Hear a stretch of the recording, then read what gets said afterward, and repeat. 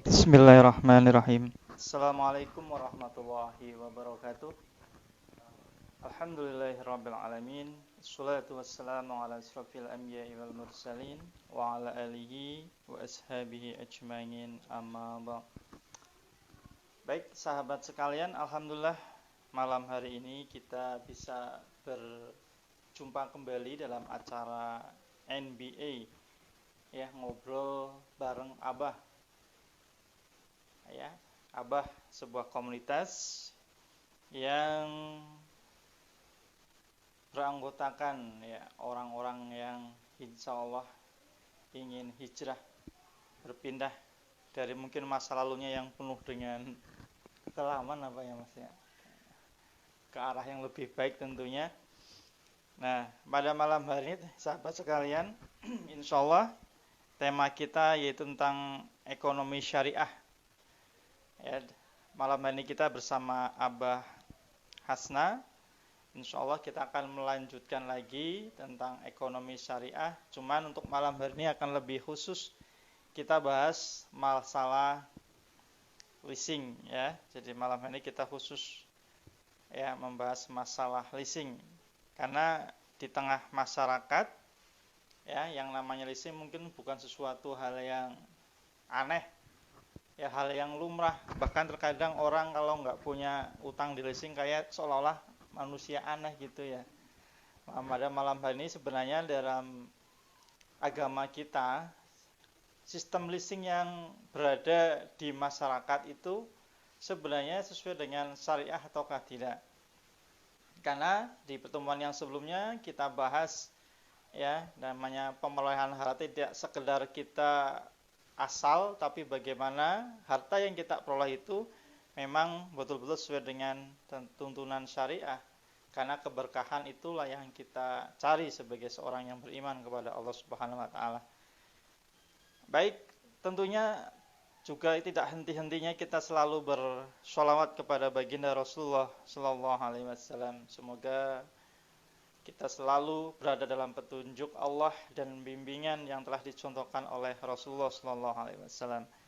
Baik sahabat sekalian, langsung saja kita akan bahas bersama narasumber kita pada malam hari ini tentunya tentang bahasan leasing.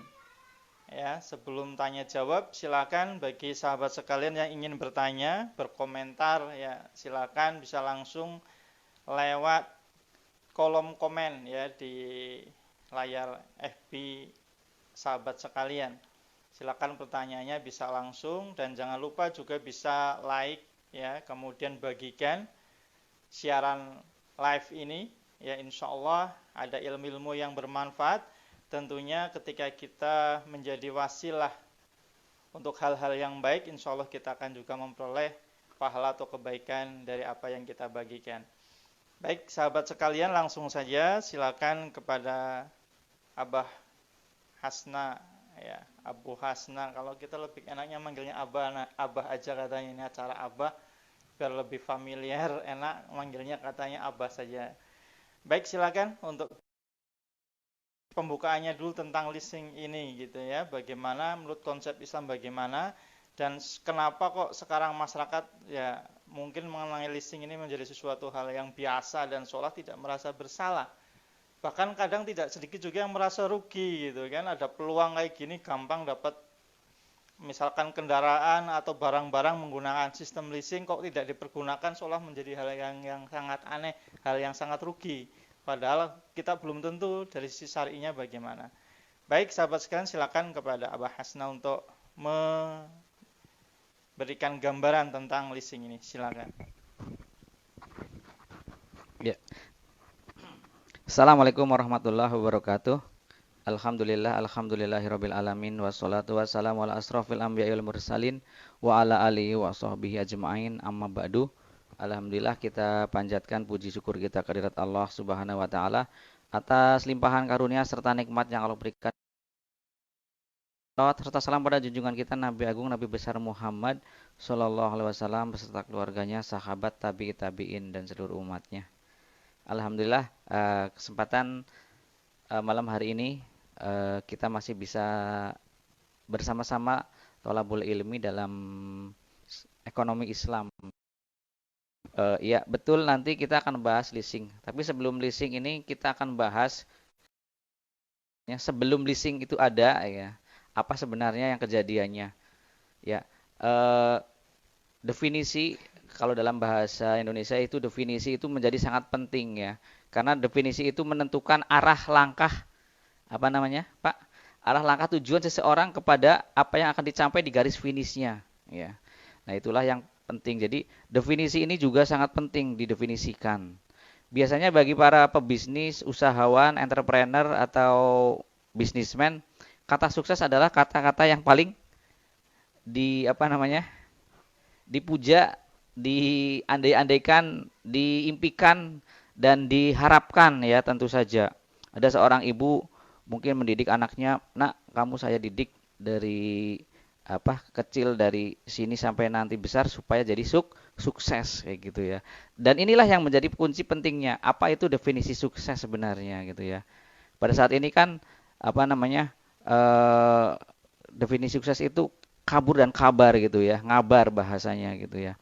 Karena ternyata ketika kita mendefinisikan sukses itu adalah eh, definisi yang berasal dari sesuatu yang bukan berasal dari Al-Quran. Nah, definisi sukses yang kemarin-kemarin mungkin kita dapatkan dari coach-coach ya, coach-coach mungkin dari trainer-trainer yang sekuler atau bahasanya yang dari multi level, dari asuransi dan sebagainya. Sukses itu adalah definisinya sebagai berikut. Jika kita sebagai pribadi, sebagai business owner atau sebagai bisnis itu bisa menghasilkan uang yang berlipat ganda. Kemudian rumahnya mewah, mobilnya mewah, tanahnya di mana-mana, di dalam dompetnya kartu kreditnya atau ATM-nya bejibun gitu. Dia tidak kenal halal haram. Yang penting nongkrong-tongkrongannya di dalam garasinya mau Ferrari, mau BMW, mau apa namanya Mercedes dan lain sebagainya. Yang penting itu. Jadi definisi itulah yang melekat dan telah tersibgohkan di dalam kaum muslimin ya. Wabil khusus kepada pebisnis muslim, entrepreneur muslim, bisnismen muslim dan sebagainya. Jadi itulah definisi kalau dia dagang ya harus sukses seperti itu. Kalau enggak ya bukan apa dikategorikan bisnisnya gagal gitu ya. Bisnisnya tidak sukses. Failed. Kalau bahasa Inggrisnya failed. Gagal total, gatot gitu ya, gagal total. Nah, definisi inilah yang tadi sudah mendarah daging ya, mendarah daging di dalam kaum muslimin bahkan wabil khusus seperti tadi bisnismen, entrepreneur muslim, pengusaha muslim dan sebagainya. Nah, tadi sehingga dia tidak mengenal halal haram. Seperti tadi pengen nanti misalkan pengen rumah, pengen motor, pengen mobil, ya semuanya lewat. Bahasanya nggak apa namanya nggak kenal halal haram. Nah, itu yang sudah terjadi. Maka akan kita luruskan dengan definisi sukses yang satu lagi, yaitu yang bersumber dari Al-Quran, As-Sunnah. Nah, ini yang menjadi penting. Bahwa kita apa sih definisi sukses itu? Ketika definisi sukses itu kita apa namanya? Kita cari dalam Al-Qur'an, ternyata ya kita akan kembali kepada kita tanyakan kepada Sang Penciptanya. Apa sih tujuan kita hidup di dunia? Ternyata kita adalah untuk beribadah kepada Allah. Maka definisi sukses di sini dalam rangka adalah terikat dengan hukum syara.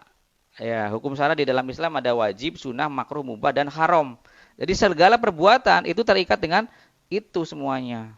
Kalau wajib dan sunnah kita kerjakan, kalau makruh, mubah dan sampai haram itu kita tinggalkan gitu.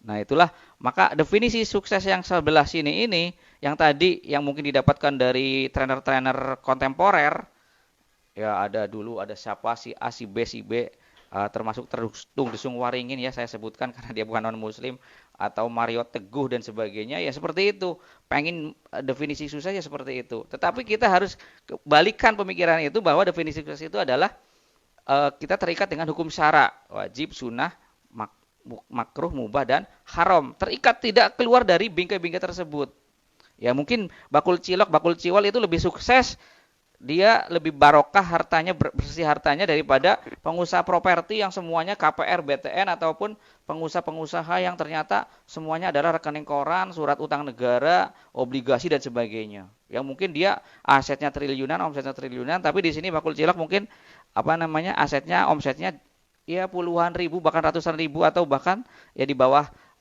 UMKM gitu kalau bahasa sekarangnya. Nah, ini penting sekali karena kalau tidak kalau dia masih mendefinisikan sukses seperti ini tadi, yang penting dia punya rumah mewah, mobil mewah, maka langkah-langkahnya pun akan dilakukan yang salah juga. Nah, seperti tadi nanti akan dia mengambil pengen punya mobil, mobilnya lewat leasing. Bahasanya 5 juta bisa bawa pulang Avanza, bisa bawa pulang Xenia, bawa pulang Pajero dan sebagainya. Bayangkan. Padahal sesuatu di situ ada sesuatu yang haram atau sesuatu akad yang bermasalah, dua akad yang batil, kemudian ada hal-hal yang lainnya dan sebagainya yang itu melanggar syariah. Nah, ini menjadi sangat penting di sini ya. Jadi kunci sukses, definisi sukses itu menjadi dorongan seseorang itu untuk mencapai meraihnya. Bagaimana kalau dalam Islam itu bagaimana kita mencari harta itu dengan cara yang tepat gitu ya, bukan cara yang cepat gitu ya. Cara cepat seperti tadi ya, mungkin leasing. Nah, ikhwan fillah rahimakumullah semuanya, bahwa kita harus tahu leasing itu lahir dari siapa gitu kan. Ibarat anak, kita punya anak pasti punya punya nasab ya. Misalkan si fulanah bin siapa kayak gitu udah jelas gitu ya. Si fulan bin siapa gitu udah jelas. Maka leasing ini sudah jelas pula. Leasing ini ternyata kalau kita telusuri nasabnya, leasing, kemudian pegadaian, bank, bursa saham dan sebagainya. Ini lahir dari rahim, yaitu rahim akidah kapitalisme sekuler gitu ya. Jadi dari Rockefeller ya, kalau kemarin booming namanya Illuminati dan sebagainya, betul. Rockefeller lah dari rahim kapitalisme itulah lahir yang namanya lembaga-lembaga yang memang akan melahirkan sebagai mesin penyedot uang, yaitu akan menjadi mesin yang menghancurkan sistem ekonomi dunia.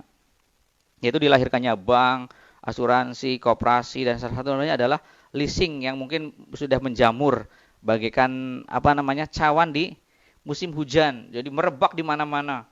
Ya, sampai sekarang kalau dulu mungkin mobil, motor, peralatan berat, sekarang itu lemari es pun sudah pakai leasing, bahkan setrika pun pakai leasing gitu ya. Luar biasa sekali. Jadi iya, ibarat pipanya itu sekarang bukan pakai pipa yang besar lagi, pakai pipa-pipa yang kecil pun mereka itu menyedot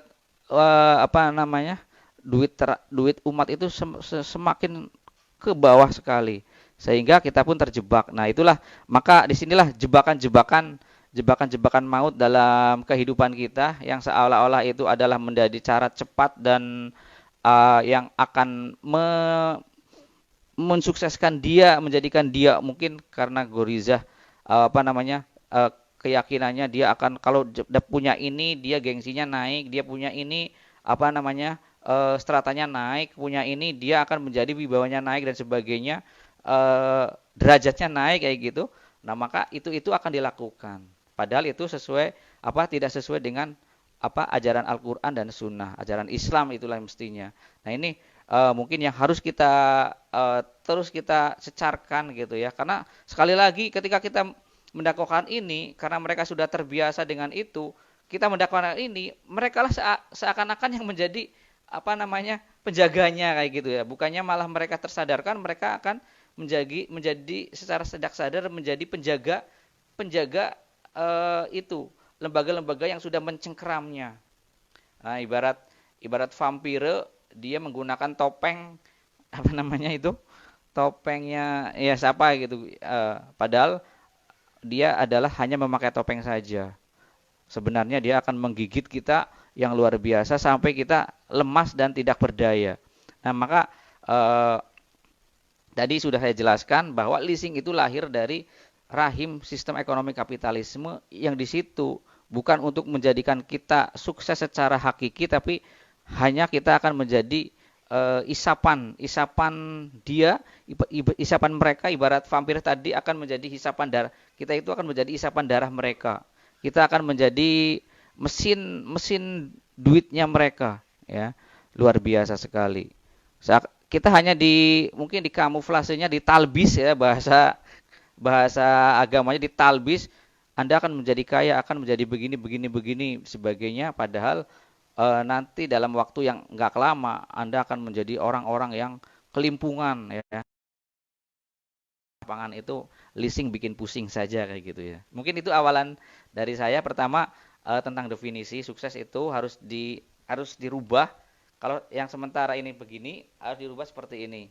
Kemudian kita harus mengetahui siapa dia itu leasing dan apa namanya lembaga-lembaga kontemporer yang ada siapa, karena jangan sampai kita menyangka itu adalah apa namanya cantelan kita, tumpuan kita untuk menjadi tadi sukses secara hakiki. Padahal dia adalah vampir, dia adalah lembaga yang akan menjadikan kita objek derita yang luar biasa seumur hidup, bahkan mungkin sampai bukan seumur hidup lagi, sampai dunia dan akhirat kayak gitu, ya. Itu saja mungkin awalannya. Ya, baik demikian ya tentang ya awal leasing. Ya, jadi definisi sukses dulu apa?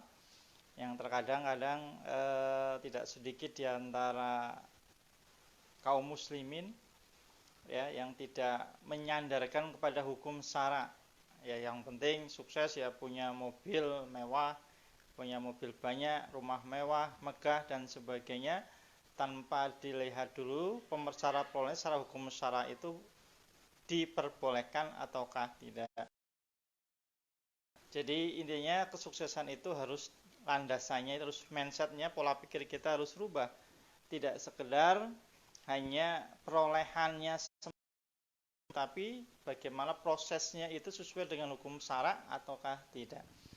Baik, sahabat sekalian, ya silahkan bagi yang ingin bertanya boleh langsung di komen di kolom komentar insya Allah, atau kalau WA belum dulu ya, jadi silakan di kolom komen dulu. Silakan yang ingin bertanya tentang leasing, tentang ekonomi syariah, yang subtema kita pada malam hari ini adalah membahas tentang masalah leasing.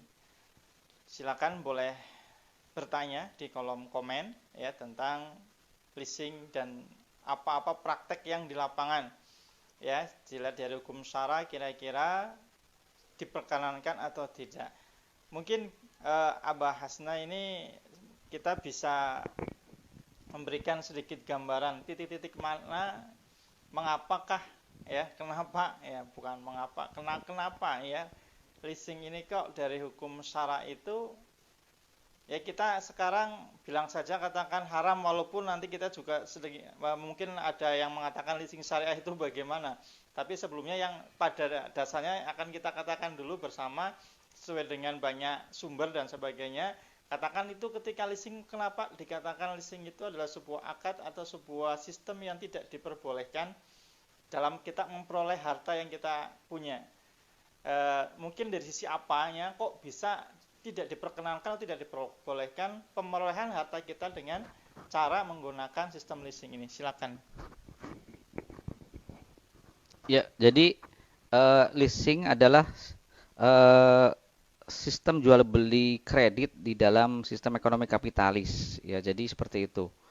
Apa yang menjadi dasar hukumnya haram adalah yang pertama mengandung riba, ya jelas gitu ya. Di sini mengandung riba. Yang kedua, ada terjadi dua akad dalam satu transaksi, jual beli atau sewa. Jadi jual beli dan sewa ini jadi satu kayak gitu ya, jadikan satu kayak gitu kan. Nah, dalam Islam kalau jual beli itu perpindahan kepemilikan itu sudah 100% menjadi milik pembeli gitu ya. Nah, jadi si pembeli mau mengapakan barang itu terserah, mentasarufkannya terserah. Mau dijual lagi terserah, mau dikasihkan terserah, mau dibuang pun terserah kayak gitu ya. Nah, itu. Nah, kalau sewa itu kepemilikan itu tidak terjadi kepindahan. Nah, misalkan saya menyewa mobil Avanza selama 2 hari, maka 2 hari itu mobil itu harus pulang, bukannya dibawa kabur atau sebagainya menjadi hak milik, bukan ya. Jadi kalau jual beli itu berpindahnya hak milik, kalau sewa itu hanya tidak ada terjadi kepindahan hak milik. Nah, ini jadi satu kayak gitu kan.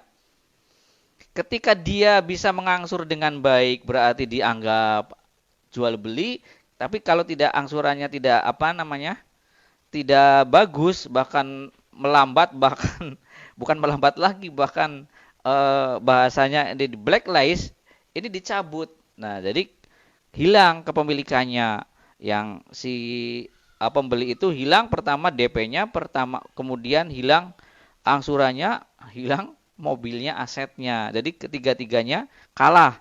Nah, kalau bahasa kita bandar tetap menang kayak gitu ya.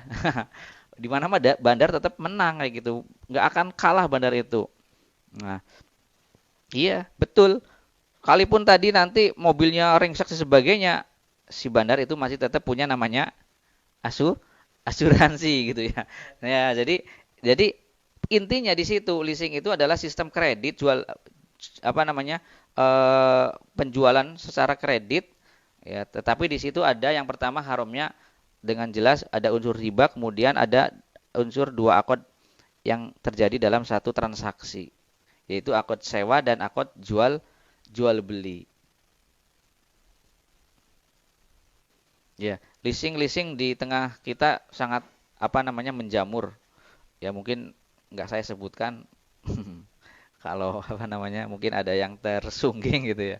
Nah, mungkin di situ intinya di situ ada ribanya, ada dua akad dua akad dalam satu transaksi. Dan itu tidak boleh dalam Islam. Ya. Baik, jadi kenapa leasing itu ya tidak diperbolehkan alias haram ya singkatnya, karena tadi minimal karena ada dua tadi gitu ya Pak ya. Yang pertama adalah ada riba, yang tahu mungkin sekarang sudah hal yang umum lah riba itu ya, sudah paham riba itu apa, bisa bentuknya bunga bank, bisa bentuknya apalagi selain bunga bank ya, misalkan bagi hasil koperasi, pokoknya bahasanya bahasa halus semuanya. Jadi cara yang langsung misalkan utang piutang ini ribanya sekian, tidak berani gitu ya. Jadi memang sudah didesain begitu indah, yang namanya riba ya disebutnya bunga dan sebagainya, sehingga kaum muslimin menjadi mungkin lebih indah, lebih enak didengar ya. Kalau misalkan riba jelas tahu haramnya. Yang pertama tadi jelas leasing itu ada ribanya. Kemudian yang kedua ada multi akad di sana, ada dua akad jual beli dan akad sewa gitu ya.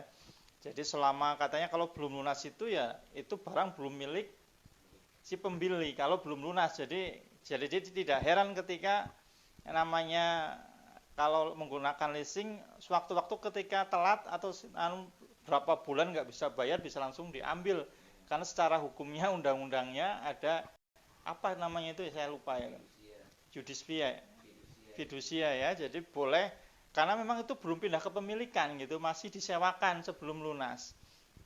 Jadi ada multi akad di sana. Ya, itu kenapa yang namanya leasing itu ini tidak diperbolehkan dalam agama kita. Ya, silakan bagi sahabat sekalian yang ingin bertanya tentang leasing ya. Ya, tentang jual beli menggunakan sistem leasing ini bagaimana hukumnya? Silakan yang ingin bertanya bisa langsung di kolom komen, dan jangan lupa untuk bisa membagikan siaran langsung ini. Semoga nanti bermanfaat bagi saudara kita yang mungkin selama ini terjebak gitu ya, terjebak dalam dunia leasing ya, perleasingan yang tidak sedikit juga bisa bikin pusing. Kalau lagi pas dapat mungkin senang, tapi tiba-tiba ketika suatu saat tidak bisa mampu bayar karena ada namanya rezeki kita kan belum jelas, apalagi kalau pengusaha ya, pendapatannya belum pasti dan sebagainya. Enggak sekedar pengusaha, sebenarnya pegawai juga kadang-kadang ya pusing juga gara-gara leasing ini. Ya, jadi silakan bagi sahabat sekalian yang ingin bertanya ya bisa di kolom komen, dan harapannya silakan bisa untuk membagikan siaran ini, dan semoga nanti bermanfaat bagi saudara-saudara kita yang selama ini mungkin ada yang terjebak di leasing, dan harapan kita juga berdoa bersama ya, semoga segera taubat, dapat hidayah ya, meninggalkan ya sistem leasing ini. Tapi selanjutnya kalau untuk sistem katanya ada leasing syariah ini ya Pak ya. Leasing syariah sebenarnya ada enggak sih sebenarnya leasing syariah yang katanya sekarang ada si A syariah, si B syariah dan sebagainya. Bahkan ada orang yang tidak beragama Islam pun membuat lembaga yang syariah pula. Ini gimana nih Pak? Ada misalkan leasing syariah bagaimana? Silakan. Ya, jadi seperti tadi lembaga-lembaga kontemporer tadi lahir dari sistem ekonomi kapitalis seperti bank, asuransi dan sebagainya. Sehingga nasabnya jelas ya. Ketika nasabnya sudah jelas, eh, kalau kita melihat ruh atau nyawa dari sistem ekonomi kapitalis adalah riba. Sedangkan sistem ekonomi Islam adalah bagi hasil. Jadi tidak bisa dikawin silang ibaratnya gitu ya. Kalau di dalam pertanian itu dikawin silang nggak bisa gitu. Apalagi ini sudah jelas, sangat pertentangannya itu sangat jelas antara ekonomi kapitalis dengan ekonomi Islam. Ekonomi Islam ini bersandar Al-Quran dan Sunnah, sedangkan ekonomi kapitalis bersandar kepada akal dan hawa nafsu manusia. Sedangkan akal dan hawa nafsu manusia itu biasanya itu menyalahi syariat gitu ya. Ya, jadi sangat bertentangan sekali. Dan tahu si pemilik bisnis kontemporer ini mengetahui nih perkembangan dunia Islam, kemudian kemajuan pemikiran kaum muslimin itu mulai mulai tumbuh hijrah, mulai kesadarannya dia kembali kepada Al-Qur'an dan Sunnah, kepada ketenangan, keberkahan sebagainya.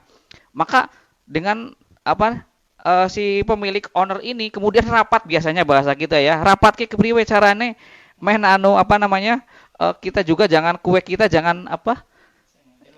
hilang kayak gue. Wis lah, jadi lagi pada booming syariah. Wis diwelai belebay syariah kayak gitu kan. Nah, yang diutus itu kiai bahasanya tokoh-tokoh yang suruh apa kayak gitu kan. Ini lo caranya seperti ini. Tokohnya si Asif Fulanya yang menuju ke misalkan ke MUI gitu, saya suruh ngetesnya gitu ya.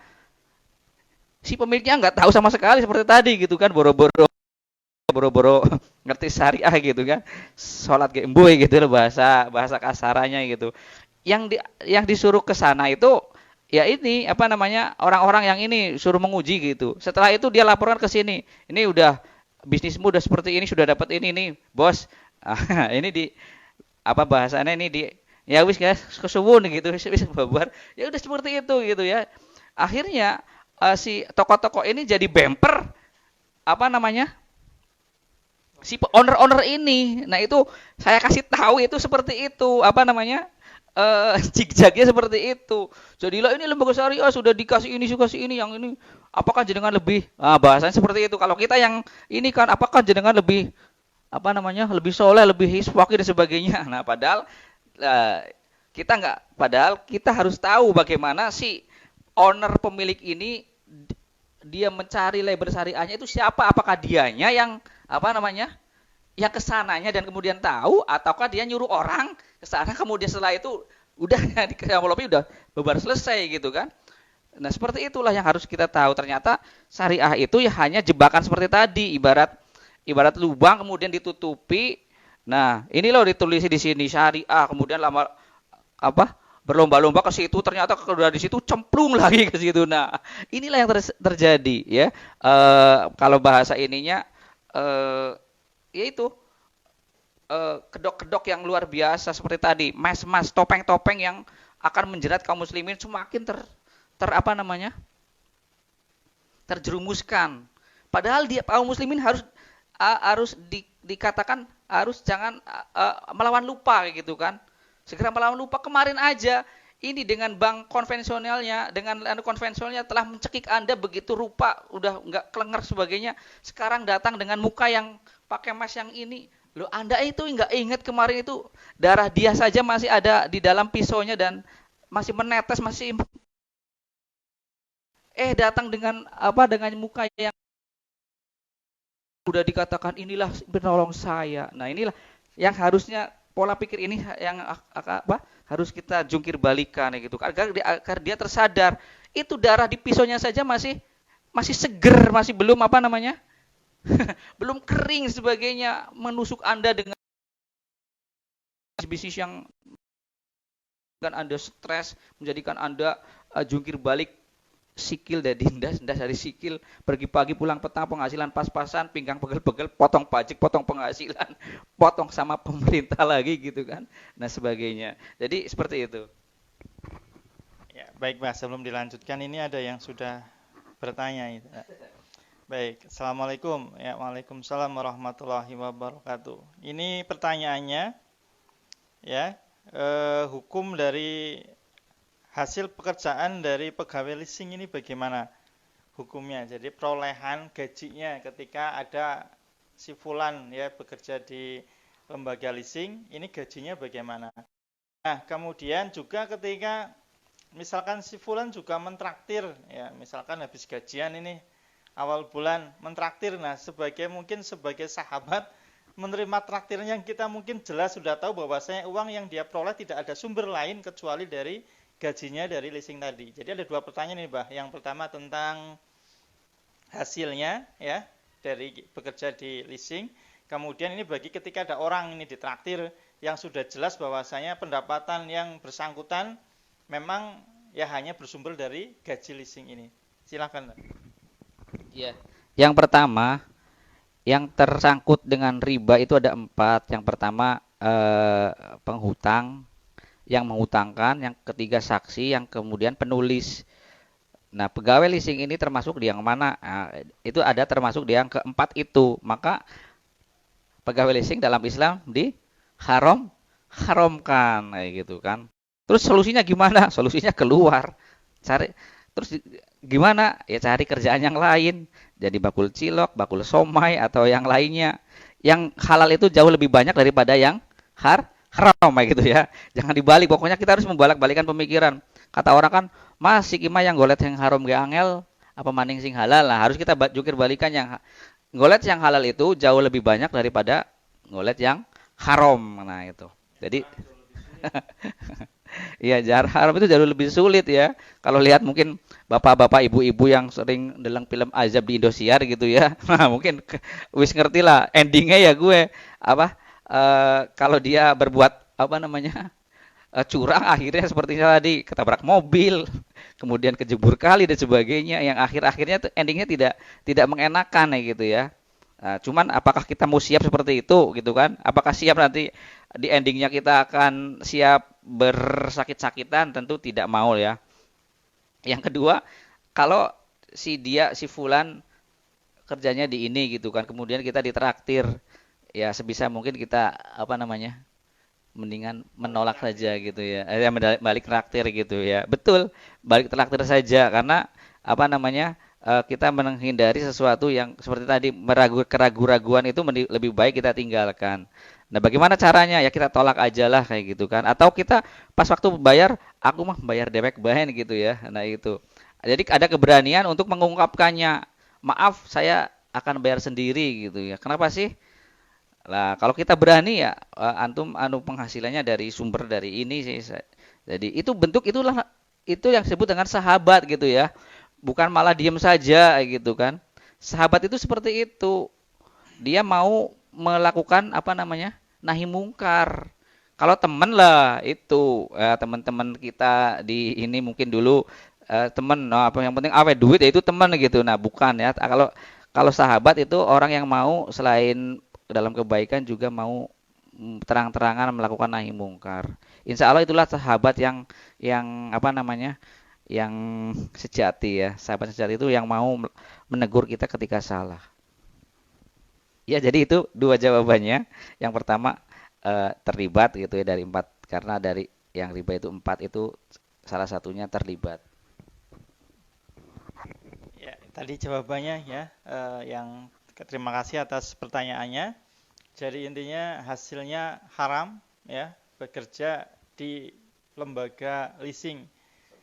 Ya, solusinya ya keluar cari yang halal, insya Allah banyak. Ya, jadi karena tadi disampaikan bahwasanya kalau yang riba itu ada 4 ya yang kena ya gitu ya, Mbak ya. Yang pertama adalah yang utangi, yang minjemi, yang pinjam, yang nyatet dan yang menyaksikan gitu ya. Ya, semuanya dosanya sama ya. Ya makanya kalau sahabat sekalian orang lagi transaksi riba, jangan mau jadi saksi ya, tinggalkan ya. Kalau nggak mau mendakwai ya tinggalkan saja, mbok nanti ikut-ikutan. Apalagi sampai mendiamkan tanpa ada niat greget di hati untuk mengingatkan, karena itu adalah transaksi yang diharamkan. Ya minjemin juga ya. Kasihan misalkan ada saudara pengen hutang ke lembaga ribawi, kemudian karena punya sertifikat dipinjamkan, termasuk tidak boleh juga itu ya. Baik. Kemudian juga tadi disampaikan bagaimana ketika kita ditraktir gitu ya. Kalau memang itu jelas bahwasanya memang pendapatnya dari situ gitu ya, dengan catatan jelas ya ya. Kalau belum jelas ya mungkin dia selain kerja di lembaga ribawi mungkin ada sumber lain, misalkan mungkin kalau itu kita bisa pilih-pilih ya, insya Allah menjadi bahan pertimbangan. Tapi kalau kita sudah jelas bahwasanya memang itu pendapatannya dari situ, lebih baik untuk bisa dihindari gitu ya. Syukur-syukur bisa didakwahi gitu ya. Ya dengan cara yang terbaik gitu kan. Karena juga menjadi hal yang ini ya, Pak ya, misalkan kita sudah bilang anti ribawi tapi ketika diajak sama teman-teman yang kerja di lembaga ribawi kita ditraktir, kita mau, bahkan kalau kita butuh selalu pinjam ke yang itu, nanti jadi kita kurang ya bergeningnya gitu. Jadi itu jawabannya, mungkin semoga bisa terpuaskan atas jawabannya. Baik, selanjutnya ini udah mau jam 7 ya, ini udah sekitar berapa menit lagi waktunya habis, sudah masuk waktu Isya. Tapi insya Allah nanti di esok hari kita akan lanjutkan kembali, karena harus ada hal-hal yang kita juga bahas tentang leasing ini ya. Tidak cukup hanya sekali pertemuan. Mungkin besok silakan yang ingin bertanya boleh di komen ya, di kolom komentar, silakan bertanya di situ. Kalau hari ini malam ini nggak dijawab, insya Allah di pertemuan yang akan datang. Baik, Abah gitu ya. Jadi ini udah mau waktu Isya gitu ya. Silakan untuk bisa menyimpulkan tentang leasing dan juga tentang, ada yang mengatakan leasing syariah walaupun tidak ada yang namanya haram ya haram, tidak menjadi halal gitu. Jangan dibuat abu-abu gitu. Silakan disimpulkan untuk pertemuan kita pada malam hari ini. Ya, jadi seperti tadi, kalau kita sudah memahami sukses itu definisinya adalah kita terikat dengan hukum syara, maka leasing itu adalah haram. Maka leasing adalah cara cepat ya, cara cepat untuk menuju kaya, menuju sukses, dan itu dilarang dalam Islam. Ya, jadi seperti itu. Terus bagaimana solusinya? Solusinya tinggalkan. Solusinya segera dilunasi gitu ya. Segera dilunasi. Banyak caranya kok. Cara cepatnya banyak kayak kita untuk menyelesaikan problem leasing. Ya. Mungkin sudah banyak konsultan-konsultan yang bagaimana cara menyelesaikan leasing itu gampang. Utang itu jangan dipikir ya, dibayar gitu ya. Di bagaimana caranya ya, sekuat mungkin bagaimana caranya jual aset, menaikkan omset dan sebagainya. Nah, yang itu di situ kita sabar ya. Karena memang kondisi ekonomi lagi gini ya, seperti tadi kita bersabar dalam membayar hutang. Seperti tadi punya, misalkan leasingnya masih ada 28 kali lagi, 42 kali lagi, ya banyaklah caranya. Silahkan konsultasi dengan tim tim Abah ya. Banyak yang memberikan jurus-jurus langitnya, jurus-jurus itunya yang sudah mengentaskan mereka-mereka yang bisa terbebaskan dari leasing. Ya, baik, terima kasih. Insya Allah esok malam ya kita lanjutkan, malam esok ya. Kita akan lagi masih dalam suasana COVID. Semoga cepat selesai, cepat terangkat wabahnya. Insya Allah sudah mau mendekati Ramadan, kurang lebih 10 hari lagi kita sudah masuk bulan suci Ramadan. Kita selalu berdoa kepada Allah. Ya walaupun hitung-hitungannya sulit, berat ya, tapi ya sebagai orang beriman tetap harus bertawakal, berdoa kepada Allah semoga segera terangkat wabahnya. Baik, rekan-rekan sahabat sekalian ya dimanapun berada, demikian pertemuan kita pada malam hari ini Ya, kalau ada yang belum terjawab pertanyaan, insya Allah pertemuan yang esok hari akan disampaikan karena waktunya terbatas.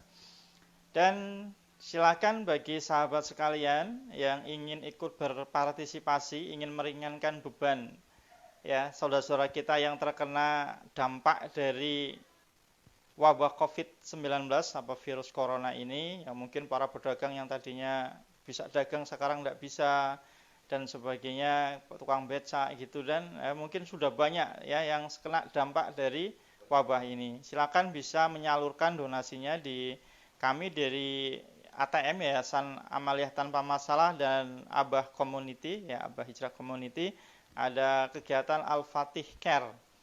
Ya, silakan berdonasi disambungkan ya lewat Al-Fatih Care yang beralamat di Jalan Kauman, atau nanti bisa di kolom komen ya bagi sahabat sekalian yang ingin berdonasi. Silakan bisa transfer, nanti insya Allah akan kami kirimkan nomor rekeningnya dan nanti akan kami sampaikan ya tasarufnya atau pembagian dari donasi yang sahabat-sahabat berikan. Ya, jadi ada yang bentuk masker, ada bentuk sembako dan lain sebagainya yang harapannya bisa meringankan saudara-saudara kita yang terkena dampak dari wabah virus corona ini yang kita belum tahu sampai kapan. Jadi intinya silakan bagi sahabat sekalian yang ingin berdonasi ya silakan bisa berkomentar ya, bertanya di kolom komen di video ini. Insya Allah donasi dari sahabat sekalian akan kami salurkan kepada yang membutuhkan ya. Dan sekali lagi kami mohon untuk bisa like dan share video ini, semoga bisa bermanfaat bagi saudara-saudara seiman kita. Terima kasih dan semoga Allah Subhanahu wa taala selalu memberikan kita hidayah, memberikan kita kesehatan lahir dan batin, dan insya Allah dan mati dalam keadaan ingat, dalam keadaan mukmin, dalam keadaan beringat kepada Allah Subhanahu wa taala. Dan kita tutup dengan alhamdulillahirabbil alamin, subhanakallahumma wa bihamdika asyhadu an la ilaha illa anta astaghfiruka wa atubu ilaik. Assalamualaikum warahmatullahi wabarakatuh.